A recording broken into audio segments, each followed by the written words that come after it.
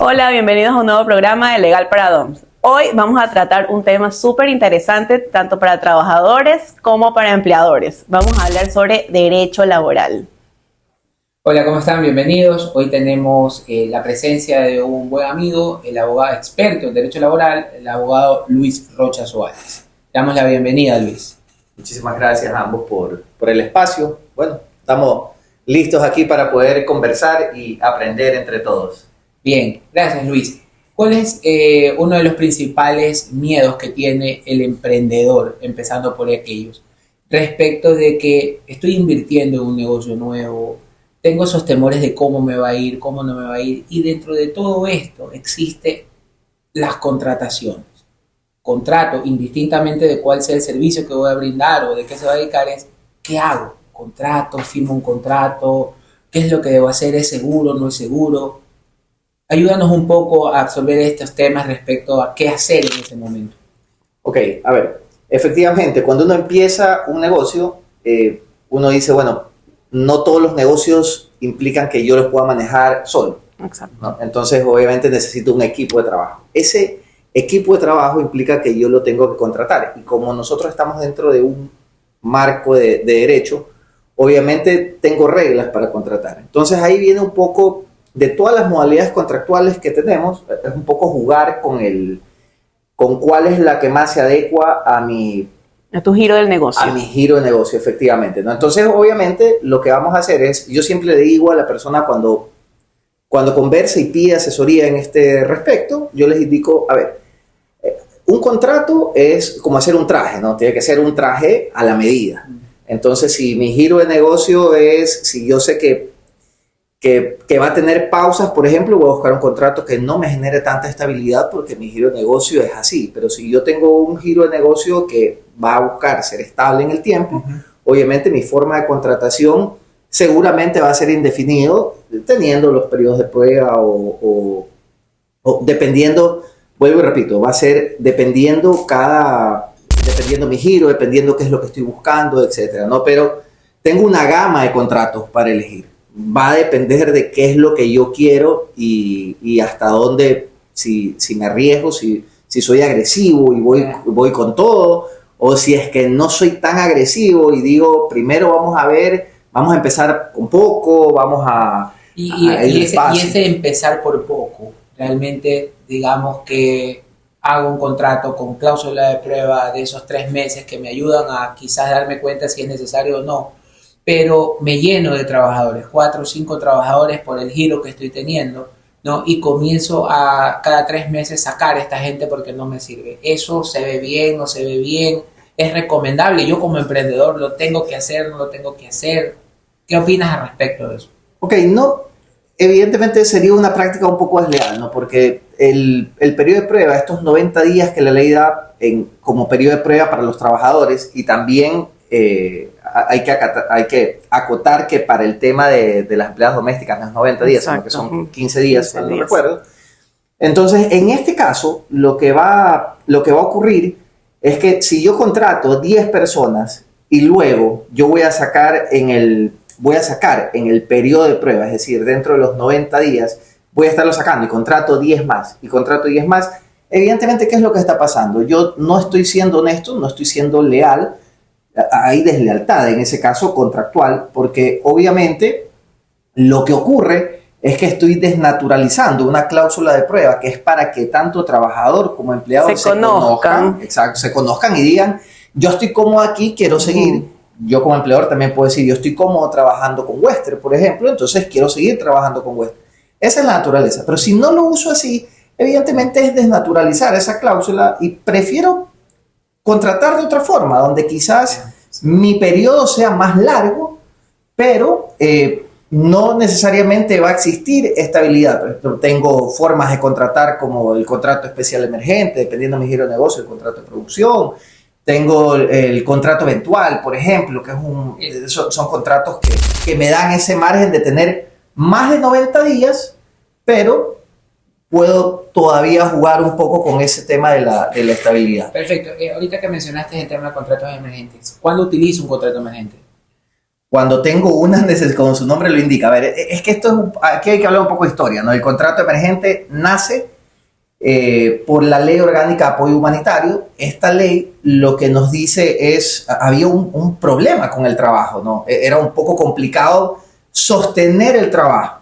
Y entonces hubo mucho abuso aquí porque se pretendió en este momento se desvincular a la gente y decíamos, caso fortuito, fuerza mayor, entonces Exacto. lo saco, ¿no? Estaba pandemia. Estábamos pandemia. en época de pandemia, ¿no? Entonces se fueron ya dando pautas y para preservar el trabajo se creó este contrato, que es un contrato bastante flexible, el contrato por defecto en el Ecuador es el contrato indefinido, es decir, yo contrato, si usted pasa el periodo de prueba, si es que estipulé un periodo de prueba, automáticamente ese contrato corrido. se vuelve indefinido y la única forma de yo romperlo es por alguna de las causas que establece el 169 del Código de Trabajo o en su defecto,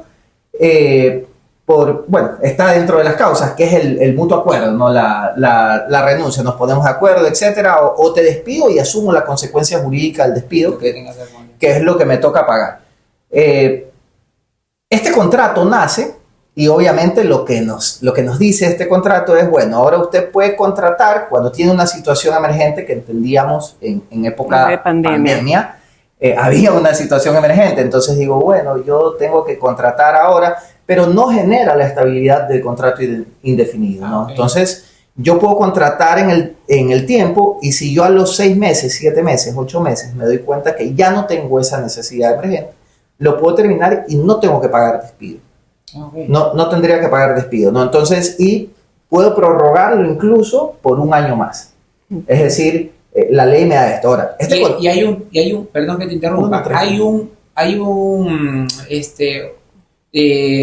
objeto específico, es decir, yo tengo este giro de negocio específico y puedo acceder a un contrato emergente, o cualquier giro de negocio puede acceder a un contrato emergente. Cualquier giro de negocio puede acceder. Yo no puedo dejar de decir esto, que este es un contrato sumamente resistido. Hubo un contrato hace mucho tiempo que desapareció en el 2014, si mal no recuerdo, por la Ley Orgánica para la Justicia Laboral y Reconocimiento del Contrato en el Hogar, que era el contrato a plazo fijo. Este es bastante parecido, ¿no? Okay. Es muy parecido, pero es muy resistido a nivel trabajadores, ¿no? Porque digamos que esa conquista que se había obtenido a través del contrato indefinido, que generaba estabilidad, hoy sienten que no hay esa estabilidad. Exacto. Con excusa de la pandemia se generó. Y hoy, incluso la ministra de Trabajo es la que ha presentado, ella presentó, hizo una solicitud para que se excluya de nuestro ordenamiento jurídico porque dice, ya no hay pandemia, esto nació en pandemia, tenía un fin específico, hoy ya no debería existir. Todavía evidentemente no pasa todos los filtros, vamos a ver qué ocurre, porque por si acaso también en el gobierno de Guillermo Lasso ya se intentó discutir esto y no se dio paso. Entonces, como no se dio paso, hubo que esperar por lo menos 1 año hasta que se vuelva a discutir.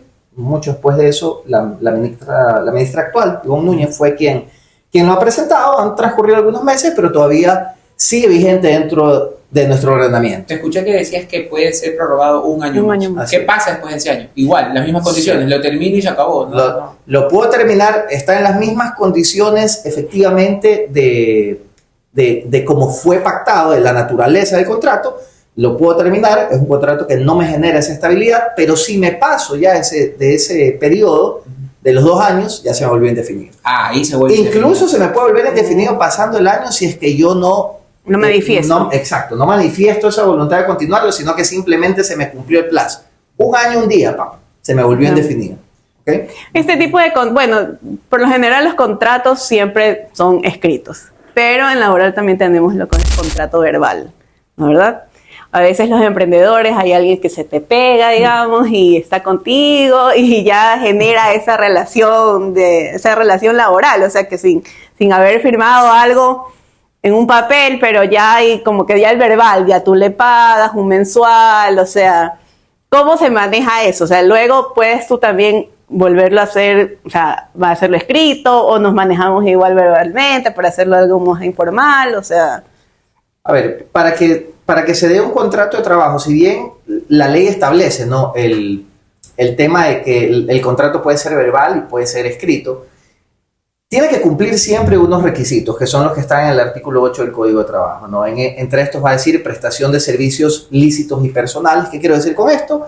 Que los servicios, si yo contrato a Wester Albia, o no es que lo contrato, pero se entiende que él me está prestando sus servicios lícitos, es decir, yo no lo puedo contratar por más que cumpla con todos los requisitos legales para que él sea, qué sé yo, para que él sea extorsionador. ¿Por qué no podría hacerlo? Porque ese objeto está fuera de la ley. Entonces, por eso habla de servicios lícitos. Luego viene personales, porque yo he contratado el perfil de Wester Albia. Wester Albia es el que me presta los servicios. No es que Wester puede decir... voy sí, yo y lo reemplazo. Exacto. Entonces, yo envío a la Chechi y la Chechi es como que fuera yo. No, eso no puede pasar. Y hay, obviamente, otros elementos, pues, ¿no? Como son la relación de dependencia. Es decir, yo no trabajo de manera autónoma, sino que yo recibo directrices. Hay dependencia y subordinación, esa autonomía no la tengo, y el pago de una remuneración. Entonces, si todos esos elementos se cumplen, evidentemente ahí nosotros hablamos de una relación de trabajo. No basta, hay gente que puede estar pegada todo el día contigo, pero en realidad si un día sí está y el otro día no está, claro, entonces es fácil demostrar que no hay una relación de trabajo. Puede haber una relación civil, por ejemplo, puede decantar en otra cosa, pero para la relación de trabajo no es tampoco tan sencillo por más de que sea verbal. Ya, perfecto. Bueno, mira, otra de las cosas que suelen presentarse es, ok, ya tengo los 10 trabajadores, ya están estabilizados, ya todos pasaron su periodo de prueba, los tengo. ¿Qué hago? Hay uno que definitivamente, más allá de que ya no reúne los requisitos, de que su trabajo ya fue, digamos, en demasía cumplido, ya no me es necesario, pero tampoco está dentro de alguna causal de visto bueno, ¿verdad? Entonces, ¿qué es lo que suele pasar? No tengo un reglamento. Este reglamento interno, ¿verdad?, me ayuda de alguna manera a tener directrices. ¿Cuándo debo tener un reglamento interno? Desde que tengo un trabajador, 0 trabajadores, 10 trabajadores. Eso es importante establecer porque el emprendedor y tanto el que tiene compañías a veces dice, ¿para qué necesito un reglamento interno si yo tengo 5 personas trabajando conmigo? ¿No? Entonces es importante darles a conocer a las personas de que cuándo es necesario, desde cuándo es necesario tener un reglamento interno. Cuando yo tengo, el número es, voy a jugarlo con la memoria, pero si mal no recuerdo el número es 10 personas. Si yo no tengo al menos 10 personas, no estoy obligado a tener un reglamento interno. Ahora, mi posición personal, evidentemente, es que así tengas 4 personas, o así tengas 2, que tengas un reglamento interno de trabajo, porque son las reglas. Exacto, es una de las pocas posibilidades que tiene el empleador de poner reglas en su empresa, en su emprendimiento, en su negocio. Porque si yo no lo hago, obviamente mañana, digamos que una conducta que pudiera ser sancionada, yo digo, no se puede comer en el puesto de trabajo, ¿ok? Entonces yo lo quiero sancionar, es una falta, seguramente va a ser una falta leve, salvo que mi giro de negocio sea hospitalario, por ejemplo, están comiendo ahí, claro. Evidentemente sería grave, ¿no? Ahí puedo contaminar muestras, etc. Pero digamos que es leve. Y luego esta persona empieza todos los días a comer, todos los días. Entonces yo pudiera acceder al despido, lo puedo separar y no tengo por qué pagar el despido, porque en realidad el que ha cometido la falta es él. Pero ¿cómo hago ese control si no tengo reglamento interno de trabajo? Claro. Si no tengo tipificado como falta que esa persona... Que eso es la punible, falta con la sanción. Exacto, que eso es sancionable, lo que conocemos como la tipicidad, ¿no? Que esa conducta está sancionada. Si no está sancionada, obviamente no puedo hacer nada. Entonces yo siempre voy a sugerir, es una sugerencia para todos los emprendedores, empleadores, dueños de negocio, por favor, generen su reglamento interno de trabajo. Así no sea necesario, si tengan 2, 3 trabajadores, la idea siempre en un negocio es crecer, tengan un reglamento interno de trabajo para que ustedes puedan un poco tratar de equilibrar esa balanza que normativamente, porque sería ciego, sería mentiroso decir que no existe una normativa pro trabajadora, que tiene su razón de ser, pues no, evidentemente es una normativa properaria porque no tienen los mismos medios ni los mismos recursos, así que normativamente hablando se ha tratado de equilibrar esa balanza, ¿no? Entonces es una de las pocas cosas que tiene el empleador para equilibrar esto. Ya que estamos hablando de despidos, ¿qué rubro para la liquidación? Muchas personas se preguntan, ya, yo renuncié o me sacaron del trabajo. ¿cuáles son los rubros que van en la liquidación? O sea, ¿cómo calculo la liquidación dependiendo si es que yo renuncié o si es que el empleador me saca?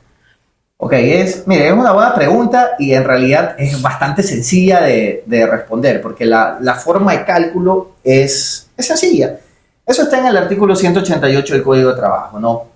Cuando a mí me desvinculan, si yo tengo desde un día, vamos a presumir que no existe periodo de prueba, ¿no? Porque si salgo dentro del periodo de prueba, en teoría no me tienen que pagar el PIB. Pero vamos a presumir que no hay periodo de prueba, o vamos a presumir que me sacaron en el día 91, ya pasé el periodo de prueba, ¿ok?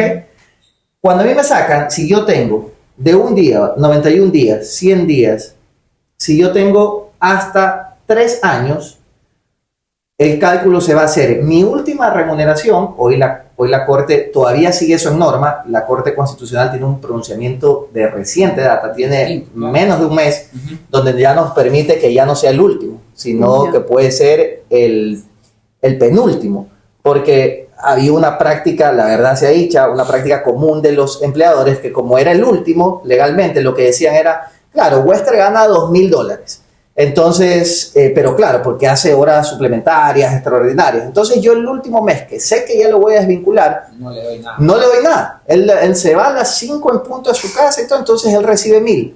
Y cuando lo voy a liquidar, lo liquido sobre la base de 1,000 y no sobre lo que ha ganado casi toda su vida, que son $2,000 mensuales. Entonces, lo que hizo la Corte tampoco se fue tan atrás, ¿no? Dijo hasta la penúltima, ¿no? Para un poco evitar eso. Entonces, ¿cuál es el cálculo? Multiplico, vamos a decir la última remuneración solo con fines didácticos, ¿no? Wester ganaba 2,000, multiplico 2,000 por 3, $6,000 es su indemnización por despido intempestivo. Esa es la regla inicial. De ahí, cuando ya paso los 3 años, es decir, a mí me desvinculan, me separan, desde el tercer año, un día, porque la fracción para el cálculo de despido se entiende ya como un año, desde ahí en adelante lo que va a ocurrir es, voy a multiplicar esa remuneración por el número de años que haya trabajado. Si Wester trabajó 10 años, soy malo para los números, por eso hago con 10. Si Wester trabajó 10 años y ganaba 2,000, multiplico 2,000 por 10 y $20,000 es su liquidación por despido. Es sumamente sencillo. Tiene un límite hasta los 25 años porque la naturaleza es que a partir ya de los 25 años se entiende que ya se busca el tema de la jubilación, etc. Entonces, por eso es así. Pero esa es la forma de calcular el despido. La renuncia, en cambio, elimina ese rubro. Voy a pagar absolutamente todo, los proporcionales de todo. Voy a pagar un rubro que se llama desahucio. El desahucio corresponde al 25% de la última remuneración o la penúltima según este pronunciamiento de la Corte. Y lo voy a multiplicar, aquí sí, a diferencia del despido, que la fracción equivale a un año, en este caso es por año cumplido. Ok. Si yo cumplí 4 años, 364 días, por 4 multiplico el 25% de mi remuneración. Así calculo el desahucio. Ojo, me olvidé decirlo, cuando soy despedido, me tienen que pagar la indemnización por despido intempestivo, el 188, más el desahucio. Cuando renuncio, me tienen que pagar solo el desahucio. Ya no me pagan el despido porque la forma de terminación, evidentemente, fue diferente. Así es. Volviendo un poco, Luis, al tema de los reglamentos internos. ¿Cuál es la práctica común de las compañías ya constituidas? El abogado le recomendó, tienes el reglamento interno y es el típico reglamento interno copy-paste, ¿verdad? Entonces tú llegas a asesorar a la compañía y te das cuenta y pides el reglamento interno, te das cuenta que primero que no está ajustado a su giro de negocio, ya existen más departamentos de los que quizás pudieron haber existido cuando lo tenía, y además te das cuenta de que definitivamente ese reglamento interno no va. ¿Qué le recomiendas en ese momento al dueño de la compañía sobre ese reglamento interno que ya está ahí y que está legalizado ante el Ministerio de Trabajo? Ok, a ver, lo primero es que mi primera recomendación sería, tiene que cambiar el reglamento. Porque se puede cambiar entonces. Por supuesto, se puede cambiar. Yo lo puedo hacer hoy y cambiarlo el año siguiente, especialmente en el Ecuador, que es un país donde normativamente hablando, nosotros hoy, miren, en lo que va desde el año anterior hasta este año, por lo menos en materia laboral se han generado unas 4 leyes al menos, y acuerdos ministeriales ni decir, que han modificado muchísimo el tema de las reglas laborales. Entonces, sobre todo el tema de la igualdad salarial entre hombres y mujeres, la ley Violeta, el tema, las reformas, estas reformas del Código de Trabajo en lo que respecta, por ejemplo, al acoso, que son temas bastante delicados y que sacan acuerdos ministeriales y sacan leyes, acuerdos ministeriales que son normativas secundarias, por decirlo de alguna manera, pero que obligan a que el empleador ajuste sus reglamentos.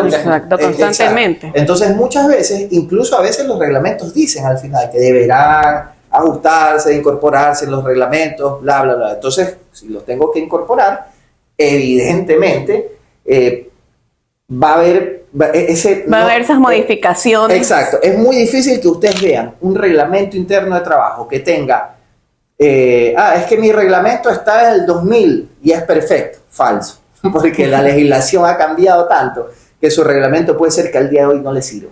Entonces usted tiene que en serio hacer un reglamento que se vaya ajustando. No con esto digo que tiene que cambiar cada semana el reglamento, claro, pero cuando haya un cambio normativo significativo, tendría que hacerlo. O sea, mi recomendación sería, sentémonos y aprovecho y en ese momento le digo al empleador todo. Dígame cuál es su principal problema. Si su problema es que llegan tarde, entonces somos un poco más meticulosos, somos más drásticos en sancionar eso. Si el problema es que, si el problema no es el tema del tiempo, sino si el problema es el tema del manejo de los insumos, entonces somos más drásticos en eso. Si tiene un tema que es sumamente particular, porque hay compañías que tienen temas, por ejemplo, yo siempre lo digo, no es lo mismo una falta, dice dormirse en el puesto de trabajo. Entonces la gente puede entender que esa falta es una falta leve, o sea, estaba cansado, se quedó dormidito, no pasa nada.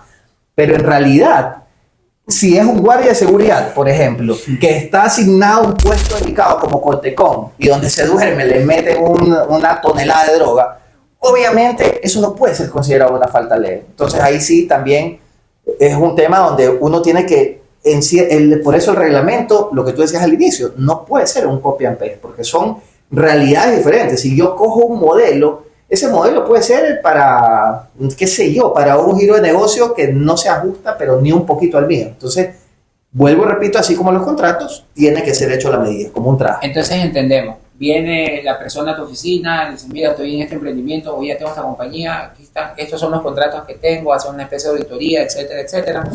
Y te dices, oye, ¿tienes reglamento? No lo tengo, hay que hacerlo. Sí tengo, lo revisas, no vale, se puede entonces modificar y actualizar. Totalmente. Y de hecho esa sería mi sugerencia inicial. Le diría, ¿y dónde tienes problemas? ¿Cuáles son los problemas que tú tienes con tus trabajadores? No, es que los trabajadores me llegan tarde o los que manejan los carros. Somos más drásticos ahí. ¿Y este reglamento lo inscribo en algún lado? ¿No lo inscribo? ¿Lo llevo al juzgado? ¿Lo llevo a la inspectoría? A ver qué hago con ese reglamento. Ya para que también... Sí, porque hay personas que realmente lo tienen ahí. Lo tienen en el cajón, nada más. Y se acabó. Es correcto. Pasa más de lo que se imagina esto. Porque yo he escuchado personas, yo me he reunido con clientes que me dicen, yo sí tengo reglamento. Yo le digo, ok, déjame ver. Y cuando me dice, ya estamos trabajando en un visto bueno, por ejemplo, le digo, páseme por favor el recibido del reglamento. Sí, el trabajador. Oiga, pero le digo, aquí falta la aprobación, pues, porque quien lo aprueba es el Ministerio de Trabajo, es el ente rector. Y cuando lo veo, dice, no, es que yo lo hice así nomás y se los puse a conocimiento. Entonces ese reglamento no sirve. Porque obviamente pasa un filtro. A mí, el Ministerio de Trabajo me puede objetar ciertas, me puede decir, aquí estás muy restrictivo, esto no va, esto tiene que cambiar, etcétera, etcétera. Entonces, obviamente sí pasa por un nivel de aprobación, que no es tan rígido, la verdad sea dicha, no es tan rígido, pero tiene un nivel de aprobación. Ya. Cuando tienes un giro de negocio donde las personas tienen que trabajar todo el tiempo, 24 horas, ¿debo adicionar algo más a mis requisitos como compañía, autorizaciones especiales? ¿Qué debo hacer cuando tenga ese giro de 24 horas? Ok, ahí es buena la pregunta, porque en realidad hay muchísimos giros. No solo el de 24 horas, pero nos vamos a enfocar por la pregunta en el de 24 horas. Yo lo que tengo que hacer ahí es la aprobación de una jornada especial. No es posible que un trabajador trabaje 24 horas, porque la esclavitud hace rato fue abolida, ¿no? Eso no va a pasar, pero es muy probable que yo pueda tener turnos, yo pueda generar turnos de 12 horas y quizás le doy más descanso, porque la gente se va a horrorizar, porque la regla general es que yo trabajo 40 horas hebdomadarias, dice el Código de Trabajo, que son semanales, no nos gusta decirlo como que fuera difícil, ¿no? Pero son 40 horas semanales, de lunes a viernes, la regla general es que yo debo tener 2 días de descanso seguidos. Eso es lo que me dice la ley. No necesariamente son viernes y sábados, sino que por costumbres en los trabajos se hace viernes y sábado. Pero si mi giro de negocio es, qué sé yo, un comedor, obviamente sábado y domingo es el día que más vendo. Probablemente lunes y martes no abro. Entonces, él va a trabajar de miércoles a domingo y lunes y martes van a ser sus 2 días. Eso es lo normal, ¿no? Pero cuando yo tengo este giro de negocio que me implica esta diferencia, yo puedo ir al Ministerio de Trabajo y decirle, oiga, apruebe de jornadas especiales. Pasa mucho con el tema de guardias de seguridad, el tema de periodistas, el tema de médicos. En camaroneras, por ejemplo, yo he visto aprobados temas de 24/7. O sea, pasan 24, viven ahí y salen 7 días. La minería también es igual. En la minería, claro, pero esos sectores ya son específicos, que tienen incluso normativa ya específica para ellos. Así es, muy, muy puntual. Pero sí. Ok, es bastante interesante saber, porque a veces también sucede que los empleadores los tienen trabajando en turnos rotativos sin tener una autorización. ¿Qué pasaría entonces si viene el Ministerio de Trabajo a las 10 de la noche y ve trabajando a alguien, está con su contrato, está todo legalizado, pero no tengo el horario especial aprobado? La jornada especial. Es que, bueno, ahí hay que hacer una distinción, ¿no? Mientras sea de 8 horas, por ejemplo, si yo divido las 24 horas, lo divido en 3 turnos de 8, yo honestamente no necesito una jornada especial. Mira, perfecto. Porque estoy haciendo jornadas de 8 horas, que evidentemente la hora nocturna tiene un recargo, ya eso es otra cosa, claro. Pero ahí no necesito una jornada especial para eso. Pero si es que yo le estoy haciendo trabajar, por ejemplo, 12 horas y le estoy dando después 3 días de descanso y todo, eso sí es una jornada especial, pero ya rompo el molde de la cotidianidad, ¿no? Entonces, en ese caso, ahí sí debería tenerlo. Soy sujeto de sanción si hago trabajar a la gente como que hubiera una jornada especial aprobada cuando en realidad no la tengo, ¿no? Okay, perfecto. Bueno, eso es importante, ¿no? Tener en consideración el hecho de que igual debemos tener una aprobación, debemos estar completamente cubiertos, blindados como compañías para no poder cometer esos errores que nos pueden causar realmente sanciones económicas. Y bueno, no sabría decirte hasta dónde más podría llegar ese tipo de sanciones. Entendería que sanciones económicas al 100%. Sí, básicamente son sanciones económicas, pero te genera un malestar, ¿no? Es un tema de... No es que la gente dice, no, es que a mí el ministerio me persigue. No es que te persigue, lo que pasa es que estás haciendo algo que no es debido y obviamente tienes al ente de control encima. Entonces, si yo ya sé, por ejemplo, que Wester Albia, solo lo he cogido a Wester, si ya sé que Wester Albia no cumple o sea, hace trabajar a la gente como que tuviera jornadas especiales cuando no las tiene, entonces obviamente lo voy a tener encima.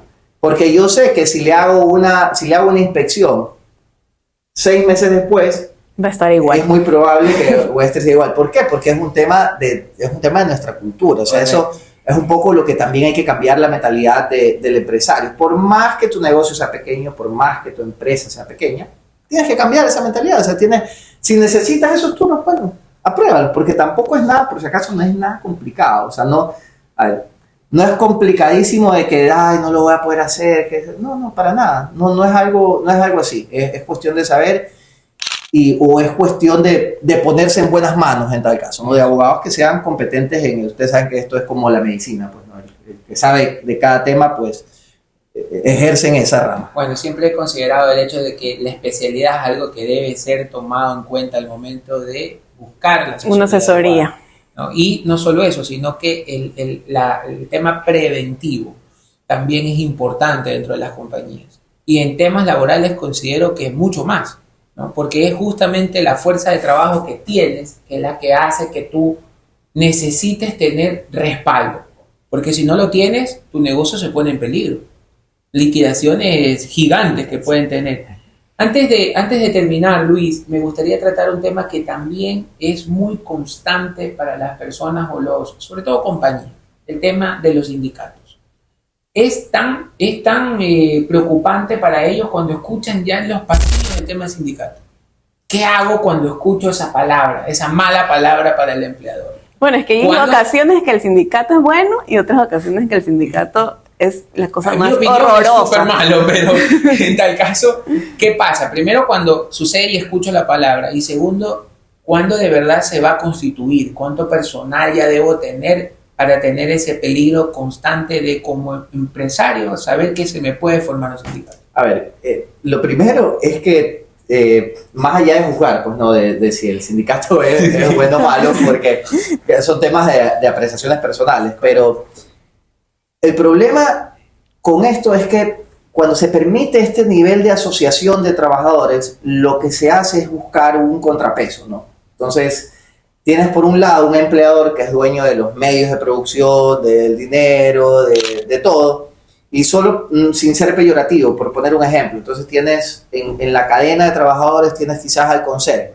Entonces sería absurdo pensar que ambos están así, ¿verdad? Entonces, ¿qué es lo que ha ocurrido? Normativamente se ha tratado un poco de equilibrarlo, exactamente. Es como, hay medidas que son, no digo que estas sean, pero hay medidas que son más claras, que la doctrina las conoce como discriminación positiva, o acciones afirmativas, que es como se denominan ya formalmente.